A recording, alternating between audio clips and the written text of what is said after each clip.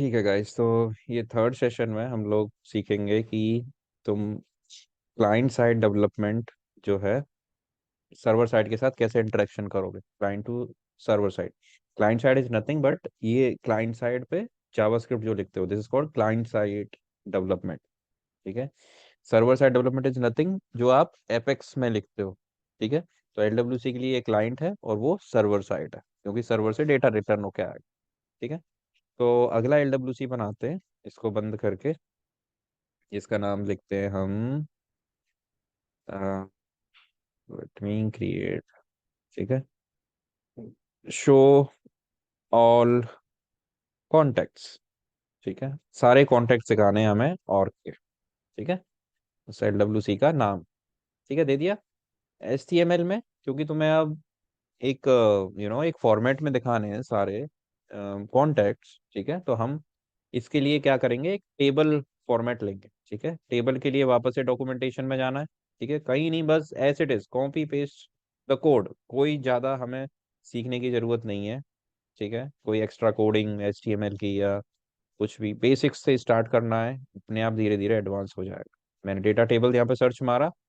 अब तुम देखो, अगर ये कोड यूज करोगे तो ऐसा टेबल स्ट्रक्चर बनेगा, तो मुझे भी ऐसा ही चाहिए। ठीक है, जहाँ पे मुझे कॉन्टेक्स्ट का डेटा दिखाना है।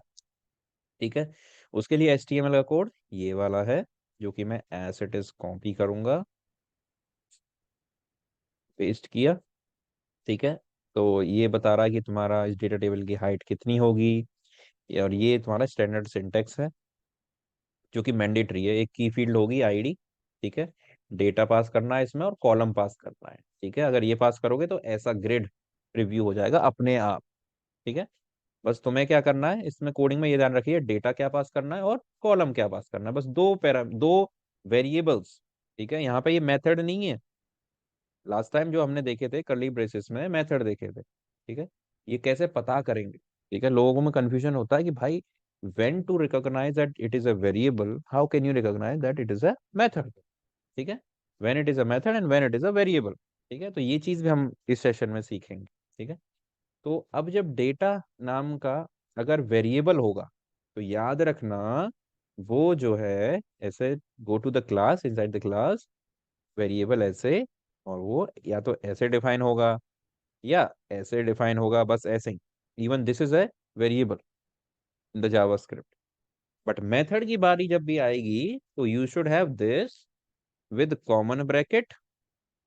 ठीक है, common bracket and then curly braces, this is called a method. Right, ऐसे पता करोगे कि ये मेथड है या वेरिएबल है।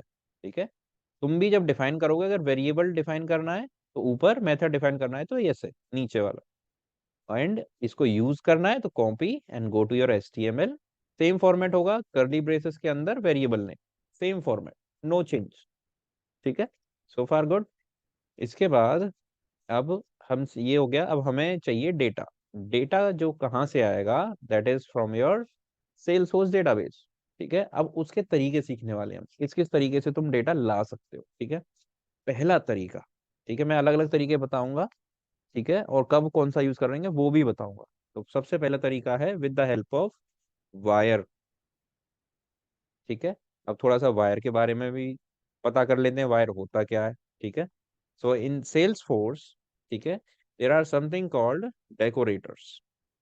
ठीक है, there are three decorators, track, API and wire. ठीक है, track is a private property, private reactive property. ठीक है, प्राइवेट और रिएक्टिव रहती है। ठीक है, प्राइवेट मतलब इसी कंपोनेंट में यूज होगा। ठीक है, सेम कंपोनेंट में यूज होगा। रिएक्टिव मतलब इसकी वैल्यू चेंज होगी, तुरंत ये UI पे चेंज हो जाएगा। ठीक है, API is public property, it's a public reactive property.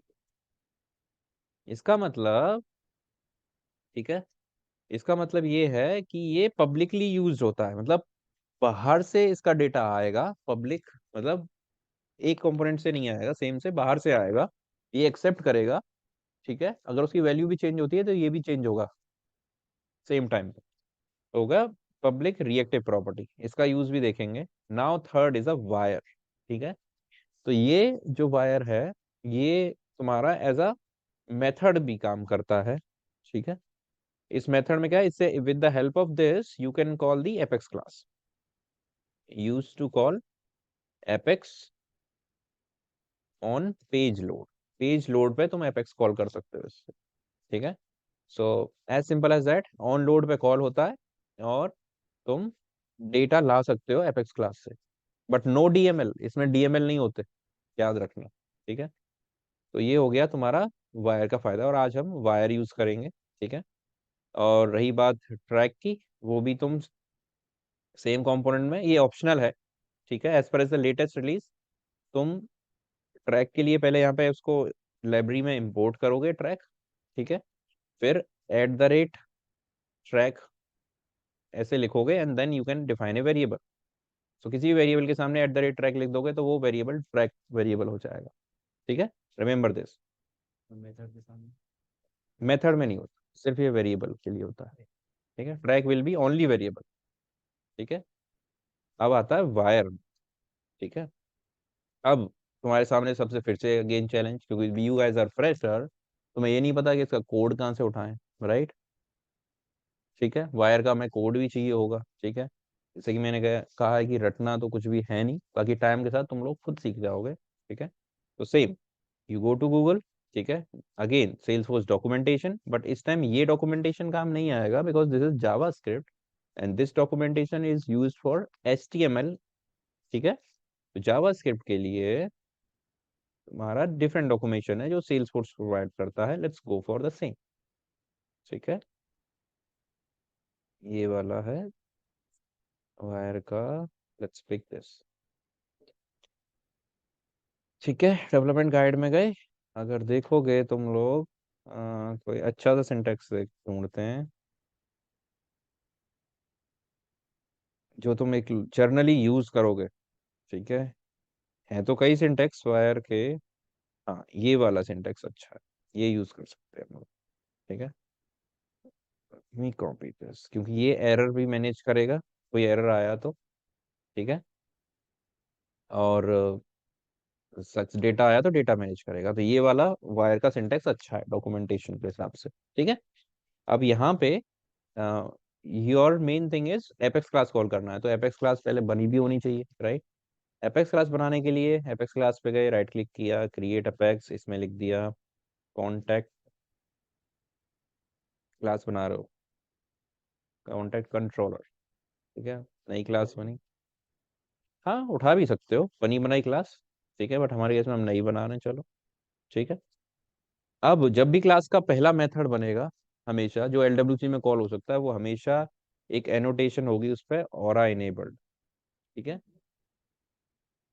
ये जो मैंने अभी देखा, तुमने देखा था, तो ये जो है एक्सटेंशन जो तुमने डाले हैं उनकी मदद से अपने आप ही सजेशंस में ऑरा इनेबल, मैंने जैसे टाइप किया सजेशंस में आ रहा है, मैंने इसको सिलेक्ट किया तो अपने आप ही कोड इसका ऐड हो।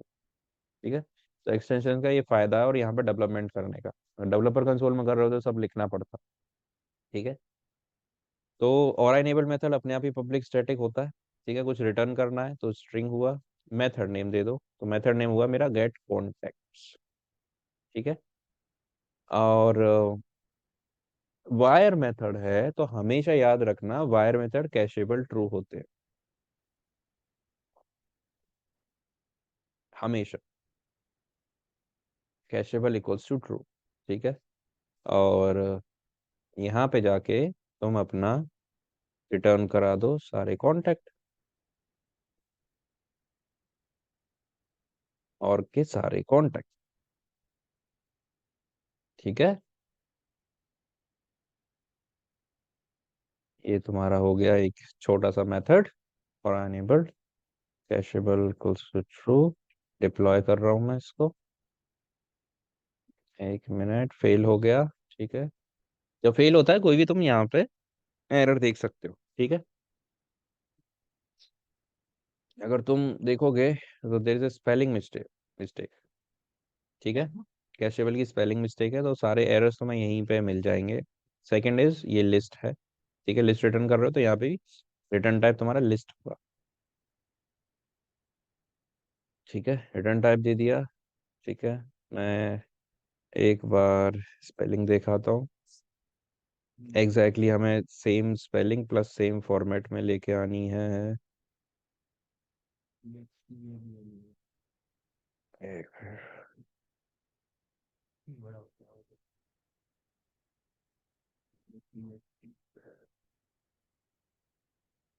नहीं, अभी भी सही नहीं लग रही। रुको।